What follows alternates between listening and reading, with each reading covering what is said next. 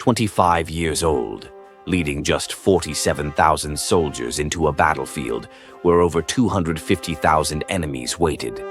Outnumbered 5-1. No escape, no second chances. This was the battle that could have erased his name from history forever. If you crave stories where swords speak louder than words, where empires rise and fall in a single day, hit subscribe now. Because this isn't just history. This is the story of kings who defied time. 331 BCE. A plain near Gaugamela, deep inside Persian territory.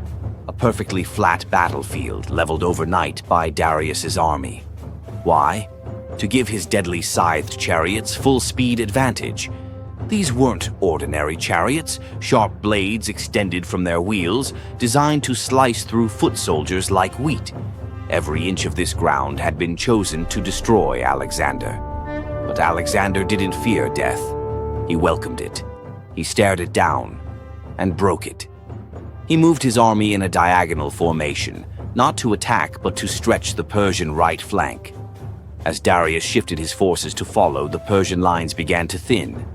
And then came the break. With perfect timing, Alexander created a gap in the lines and stormed straight into it with his companion cavalry. Like lightning, they struck the Persian center.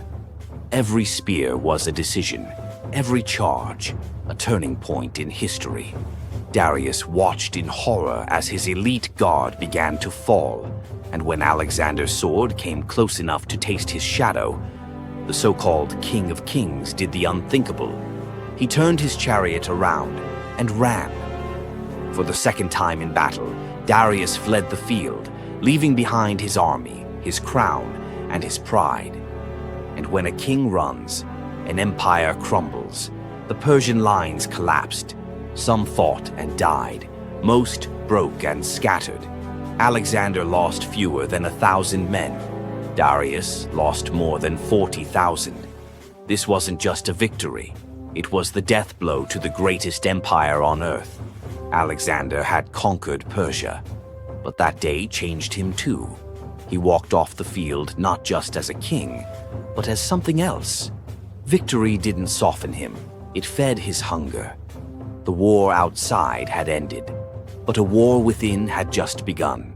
Gaugamela wasn't a battle. It was a shift in world power. But remember, every great empire, when it falls, doesn't just lose land. It loses memory. Its voice fades. Its glory becomes dust. For more battles where blood rewrote history, subscribe to Thrones of Time. Because here, we don't tell history. We resurrect it.